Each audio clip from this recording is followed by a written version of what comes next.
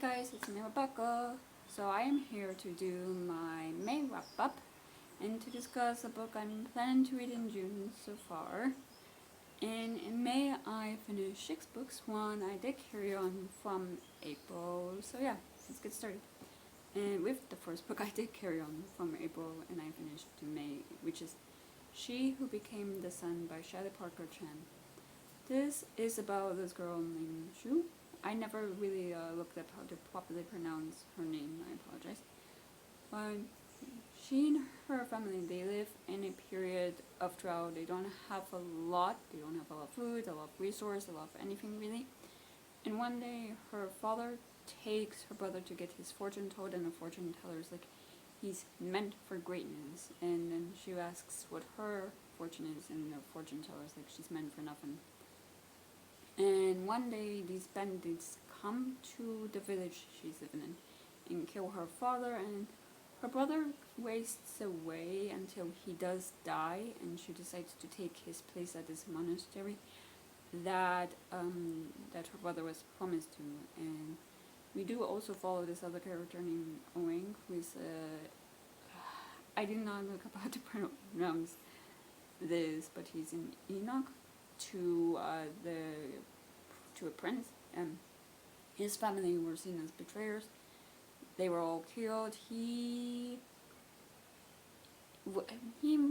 had stuff cut off, let's just say, and so he's kind of seen as this other being, and the two meet while in battle. They're on opposing sides in this kingdom where it's run by the Mongols at the time, I believe, and which Wang's a part of, and she's part of the rebels, and they meet, and it seems like it enlightens their fate and causes them to meet face on, and they're kind of connected in that way. So yeah, I did overall enjoy this novel. I enjoyed Wang's relationship with the prince, how he seemed. I cannot say that would be a spoiler, but yeah, how it seems like he does care for the son of the person who did massacre his family.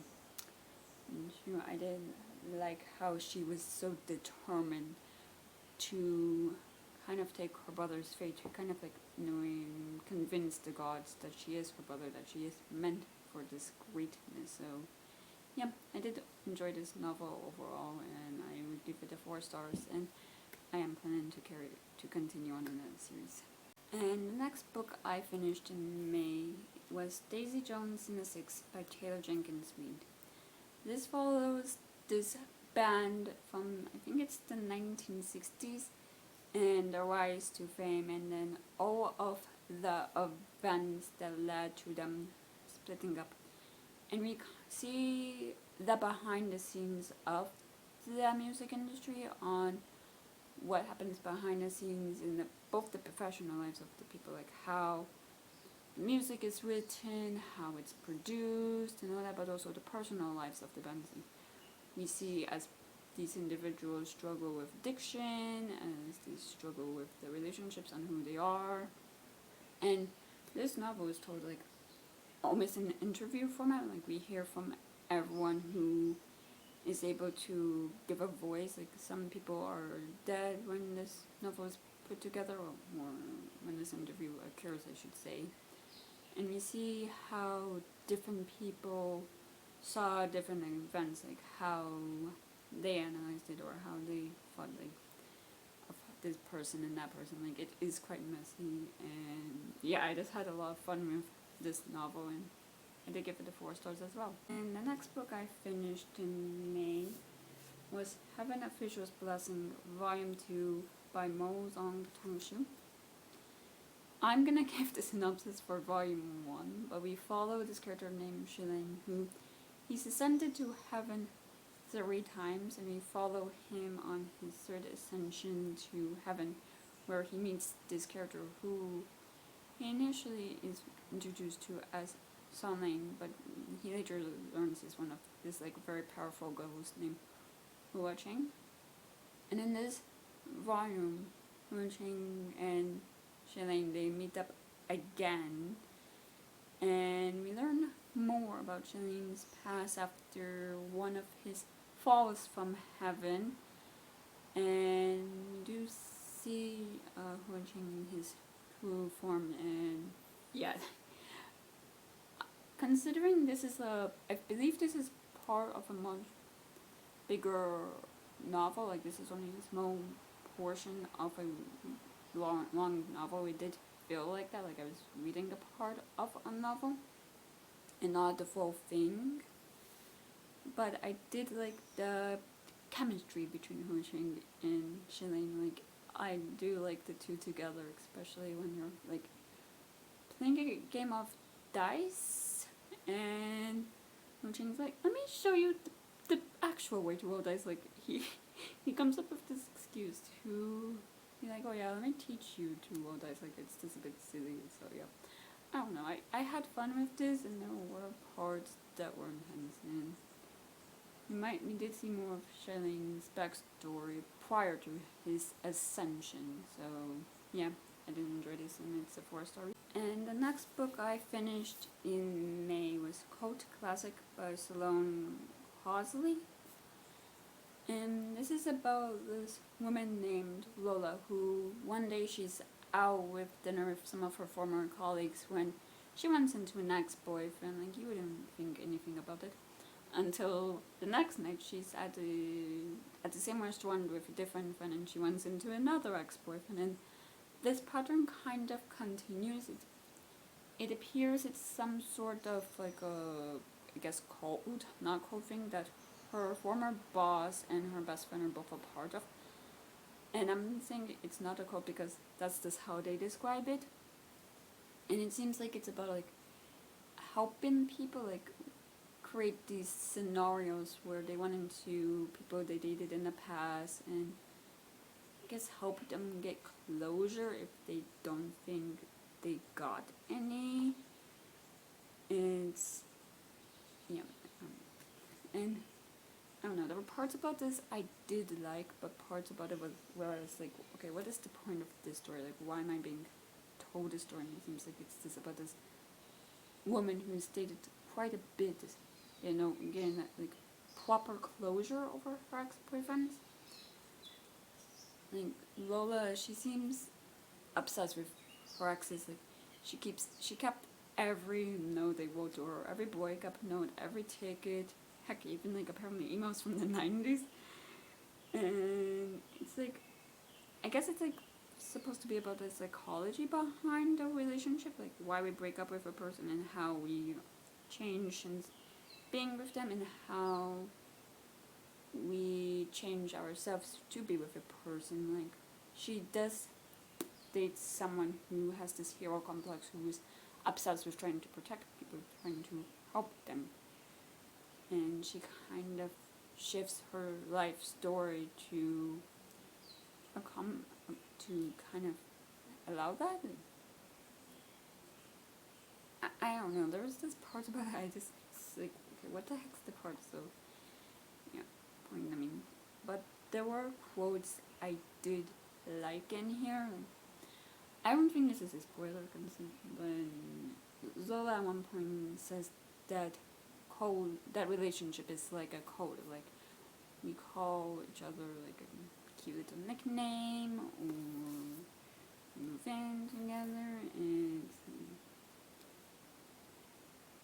it hooks you.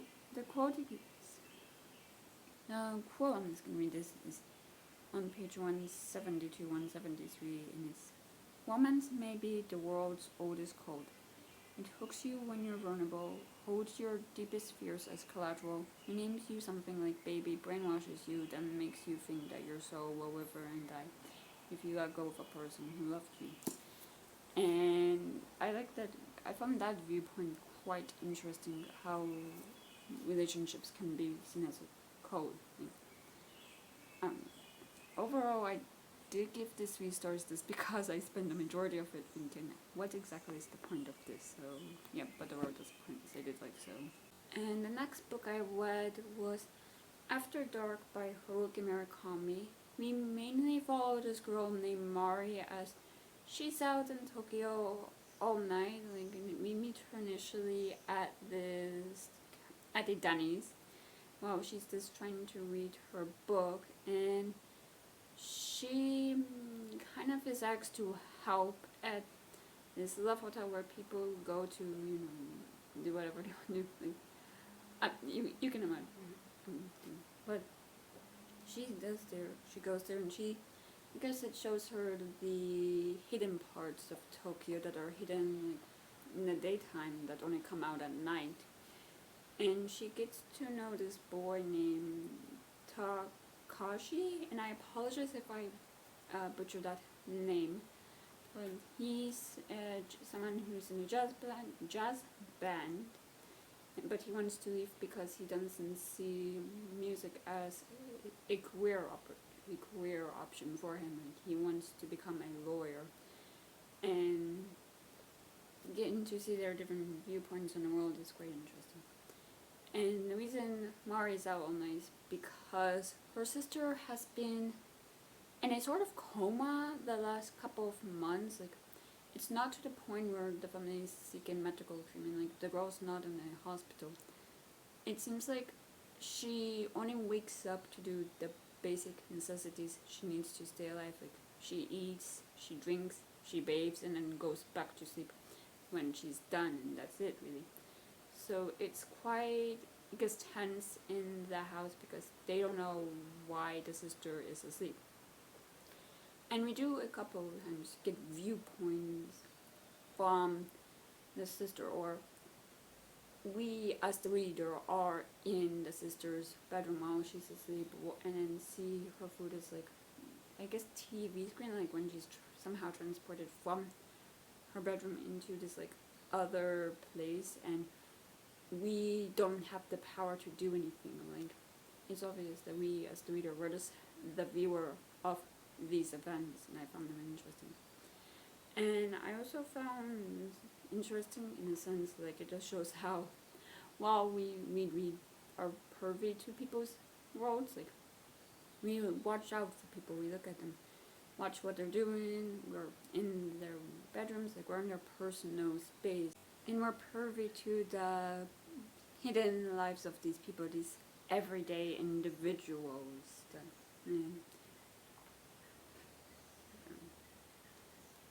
as the reader, we do take from the characters as well, not their physical belongings, but their ideas. Like, a lot of times in novels, the characters will spew some something, and we'll take advice, or we will take something they said, and it will allow us to think. Like, in a way, we, I guess, discover more about ourselves from the ideas of these characters, and we take the ideas that they have and we use, and we run with them. Like, we think, oh, that's an interesting idea, I'm gonna explore it. So yeah, I did like that. So yeah, overall, I did enjoy this novel, and I gave it a 4 stars. And lastly, but certainly not least, the last book I finished in May was Before the Devil Breaks You by Libba Bray, which is the 3rd book in the Diviner's Quartet. And since this is the 3rd book, I'm not really going to discuss what this is about. I'm going to just give the synopsis to the 1st book, which is about this group of teenagers who all have special powers. We are first introduced to this girl named Evie, who, when she touches an object, she can learn the story behind the object, like who owned it and their story, like what the object seen, and it's about these kids trying to just hunt down ghosts and just close this like doorway between 2 different worlds, from what I've gathered so far. And this novel I did like so far.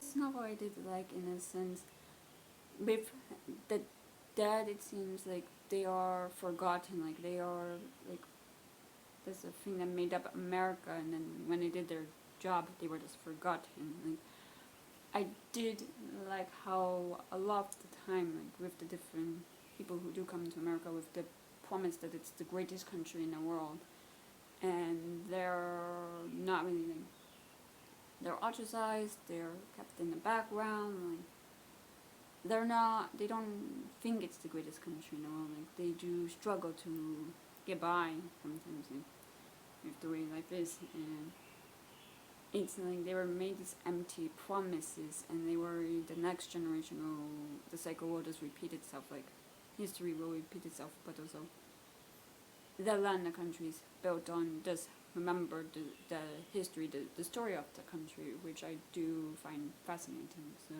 yeah, I did like this a lot, and I need to give it 4 stars. So that's all I read in May. And the one book I'm planning to read in June so far, I am a mood reader, so I will definitely be picking up more books, but this is just like what's on my mind for now, is The Emperor and the Endless Palace by Justinian Wang.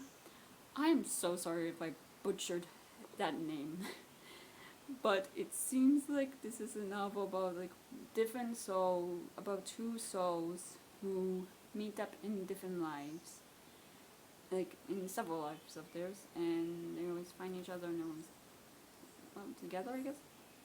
The synopsis on the back reads: in the year 4 BCE, an ambitious courtier is called upon to seduce the young emperor, but quickly discovers they are both ruled by blood, sex, and intrigue. In 1740, a lonely innkeeper agrees to help a mysterious visitor procure a rare medicine, only to unleash an otherworldly terror instead. And in present-day Los Angeles, a college student meets a beautiful stranger and cannot shake the feeling they've met before. Across these seemingly unrelated timelines, woven together only by the twists and turns of fate, 2 men are reborn, lifetime after lifetime, within the treacherous walls of an ancient palace in the boundless forests of the Asian wilderness, to the heart-pounding cement floors of underground rave scenes. Our lovers are inexplicably drawn to each other, constantly tested by the worlds around them. And as their many lives intertwine, they begin to realize the power of their undying love, a power that transcends time itself, but one that might consume them both. So yeah, I'm excited to read this, so yeah. But yeah, that's everything I read in May, what I plan to read in June so far.